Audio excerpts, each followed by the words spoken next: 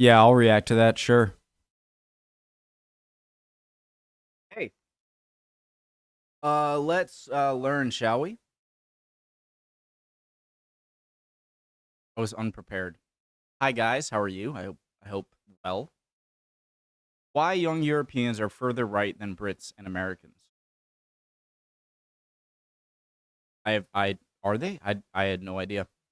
This video was brought to you by Brilliant. Original link to the video, top of the description from TLDR News EU. Please, if you are, any of their sponsors, use their links if you learned about it here. This video was brought to you by Brilliant. In most of the developed world, it's long been accepted as a truism that people start off left-wing when they're young and gradually get more right-wing as they get older. In English-speaking countries like the UK and the US, young people are actually becoming more left-wing in their youth and staying left-wing for longer. So why do you think? I'd imagine, why do you think people? I'd imagine, you're more aspirational when you're younger, and as you get older, you get more. You have to settle a bit more, I guess. Young people are actually becoming more left-wing in their youth and staying left-wing for longer. However, in much of Europe, the reverse seems to be happening. Across the EU, right-wing parties are performing conspicuously well with young people. When we were doing research for our Finland Elections Explainer, which came out on Tuesday, we noticed that, according to polling, the nationalist Finns party was the most popular party among 18 to 29-year-olds, with 26% of the vote, 8 points ahead of the second-placed Greens. It's not just Finland either. Young people seem pretty keen on right-wing parties in places like France, Italy and Sweden. Guys, I've said this in a few other videos. I don't think that the right-left spectrum parties in the U.S., I don't think you can exactly one-for-one compare. Because although there are going to be a good amount of similarities, I think there are things that the right in Europe believe that the right in the U.S. would not believe. And so I don't think you can perfectly compare the two, if you get what I mean. To name just a few. So in this video, we thought we'd take a look at how young Europeans have shifted to the right, how this compares to countries like the US and the UK, and try our best to figure out why this might be happening.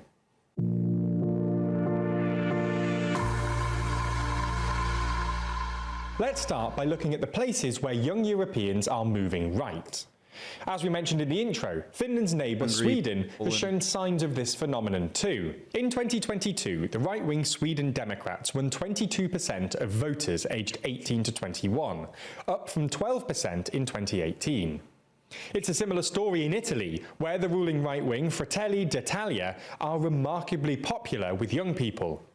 A Techni poll from just before last year's election found that Meloni's party were the most popular party among 18 to 21-year-olds, with 23% support, closely followed by another right-wing party, Lega, on 22%.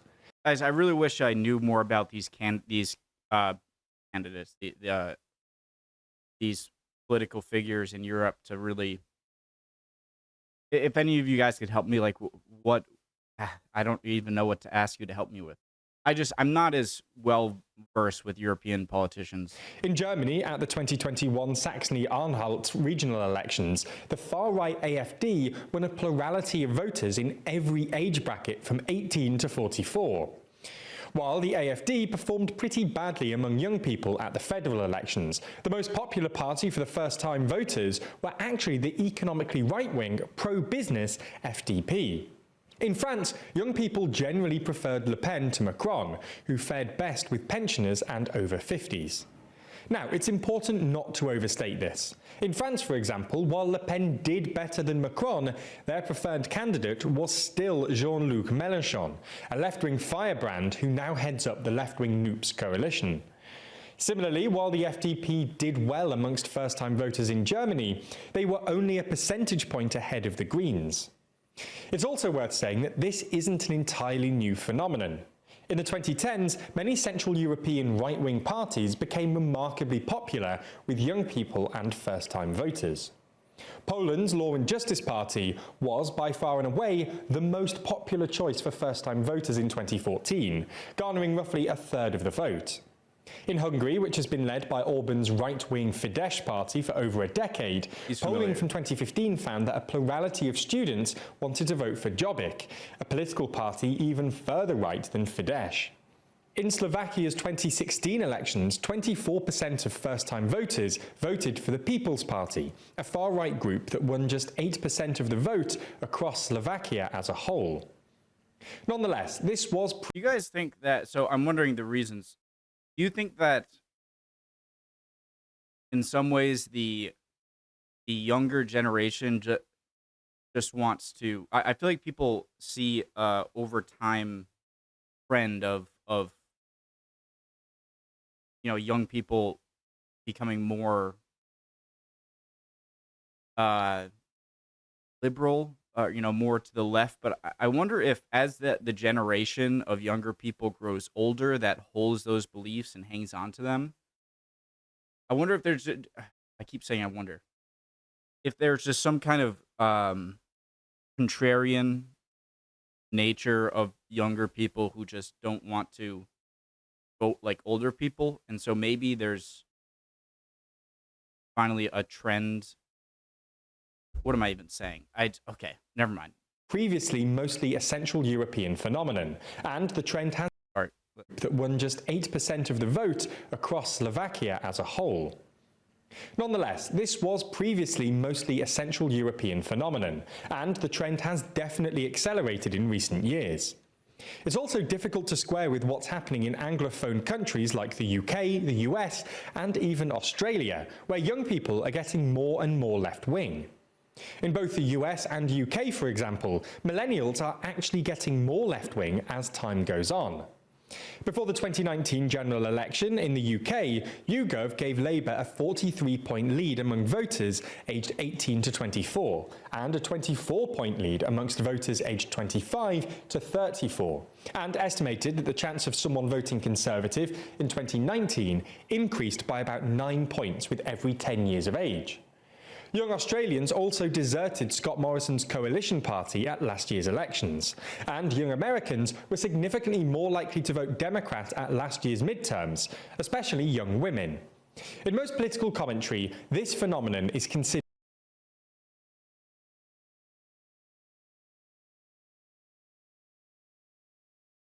especially young women. In most political commentary, this phenomenon is considered relatively unsurprising.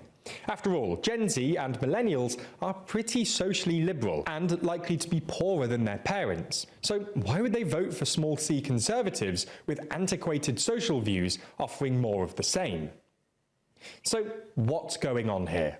Why are young Europeans shifting right? Again, the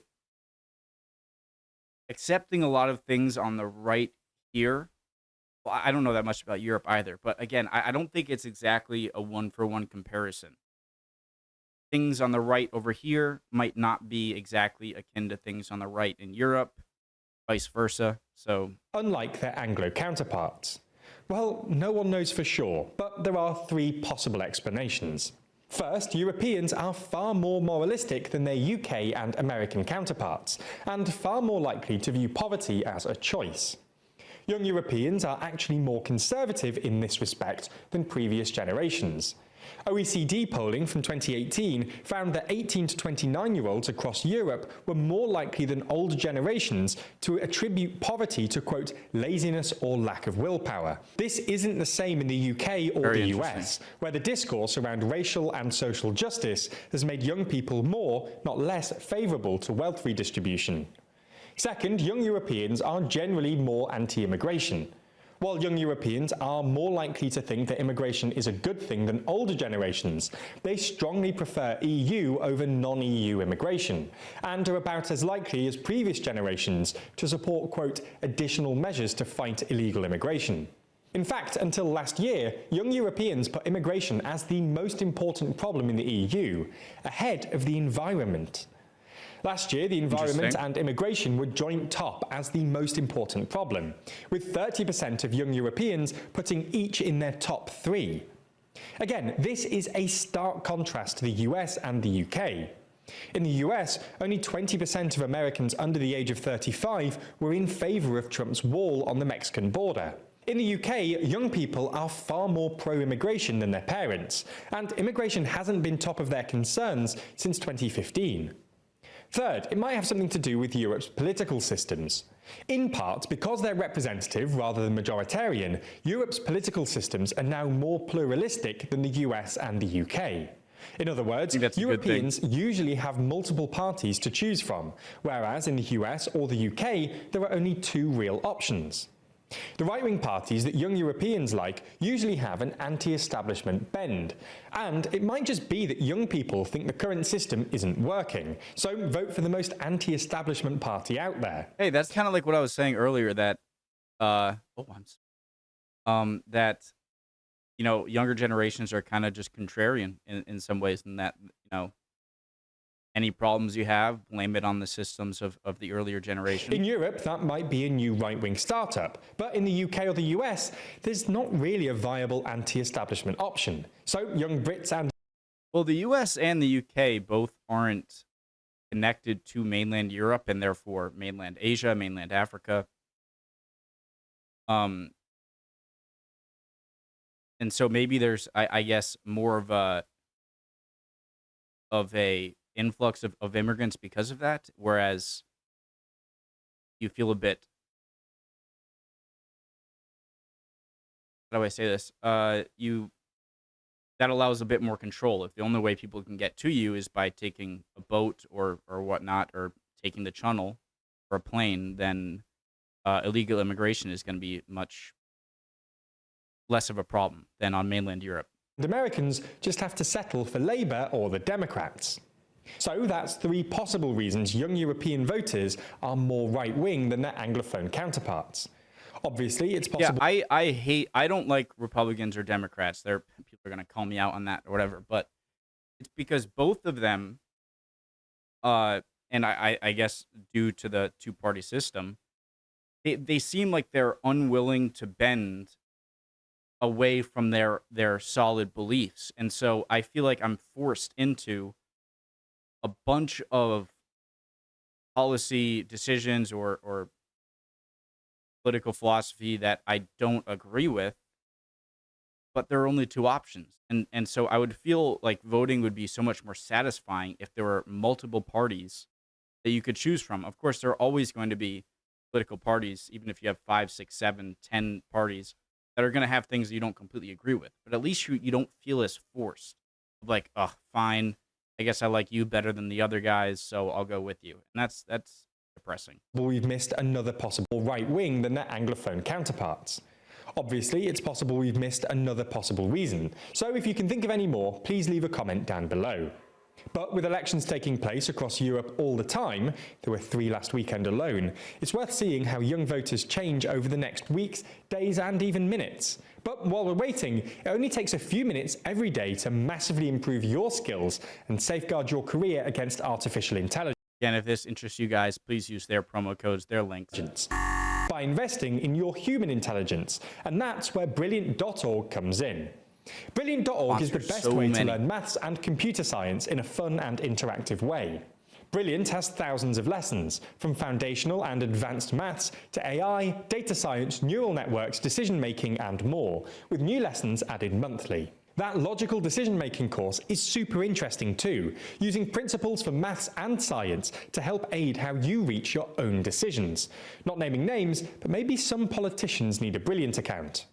Anyway, you can try everything Brilliant has to offer, free for a full 30 days, by clicking the link in the description. Plus, the first 200 of you will get 20% off Brilliant's annual premium subscription.